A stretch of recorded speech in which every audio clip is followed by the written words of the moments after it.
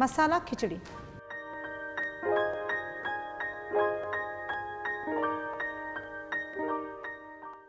જય Jinendra, welcome to Sanjeev Kapoor ખજાના. હું છું અમીષા. આજે હું આપ સૌ માટે લાવી છું જૈન રેસિપીનો ખજાનો. આજે આપણે અહીંયા બનાવશું વઘારેલી ખીચડી.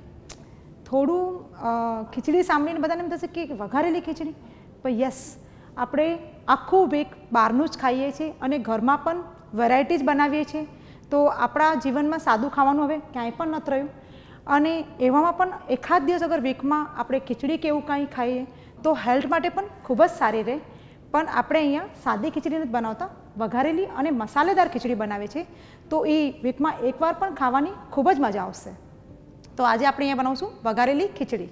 વઘારેલી ખીચડી બનાવવા માટે આમ તો તમે કોઈ પણ ચોખા લઈ શકો છો અને કોઈ પણ દાળ યુઝ કરી શકો, જેમાં તુવેરની, મસૂરની બધી જ હોય, પણ આપણે અહીંયા બાસમતી ચોખા યુઝ કર્યા છે. તો ખીચડી બનાવવા માટે આપણને લાગશે બાસમતી ચોખા.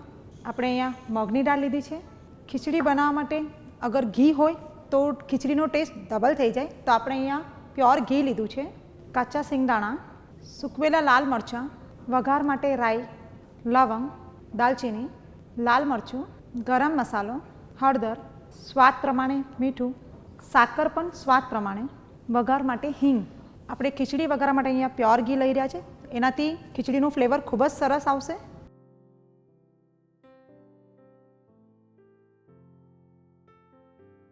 આપણું ઘી ગરમ થઈ ગયું છે અને હવે આપણે એની અંદર રાઈ નાખશું. એની અંદર આપણે થોડું ફ્લેવર આપવા માટે લવંગ 3 થી 4 નાખશું. દાલચીનીના 2 થી 3 ટુકડા, એનાથી બી ફ્લેવર ખૂબ સરસ આવશે. સૂકા લાલ મરચાં નાખશું એના.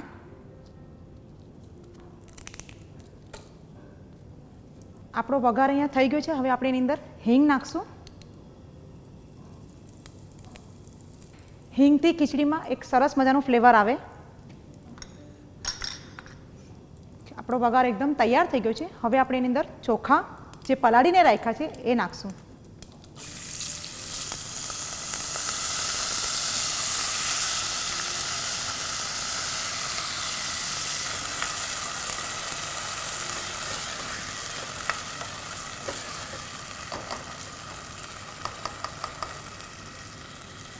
હવે આપણી આ મગની દાળ પણ આપણે એની અંદર નાખશું.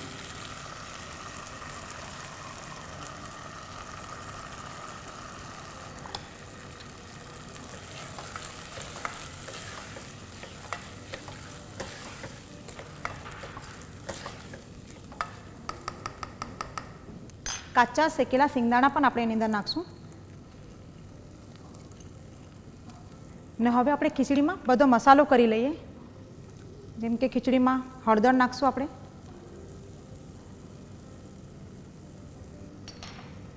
લાલ મરચું પાવડર, હલકો મસ્તો ગરમ મસાલો, સ્વાદ પ્રમાણે મીઠું નાખશું અને સાકર પણ એકદમ સ્વાદ માટે જ નાખશું. આપણો બધો જ મસાલો ખીચડીમાં થઈ ગયો છે. હવે આપણે એને પ્રોપર હલાવી લઈશું. હવે આપણે એની અંદર પાણી નાખીને થોડી વાર 20 થી 25 મિનિટ સુધી ખીચડીને થવા દઈશું.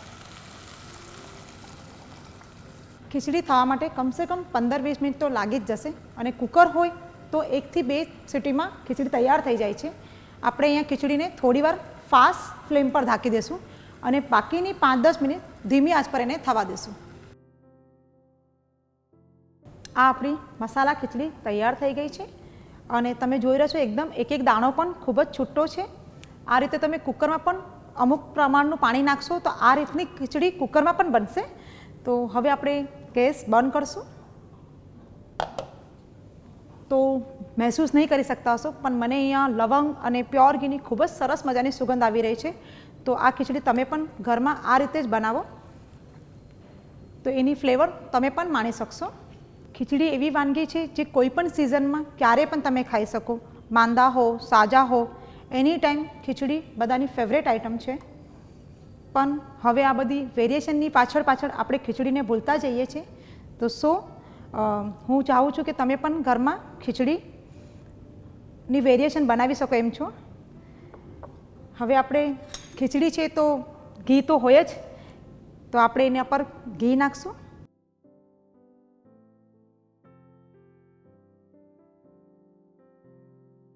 આ આપણી ગરમા ગરમ મસાલા ખીચડી તૈયાર થઈ ગઈ છે. ખૂબ જ હેલ્ધી પણ છે અને ક્યારે પણ તમે કોઈ બી સિઝનમાં મસાલા ખીચડી બનાવીને એની મજા માણી શકો છો.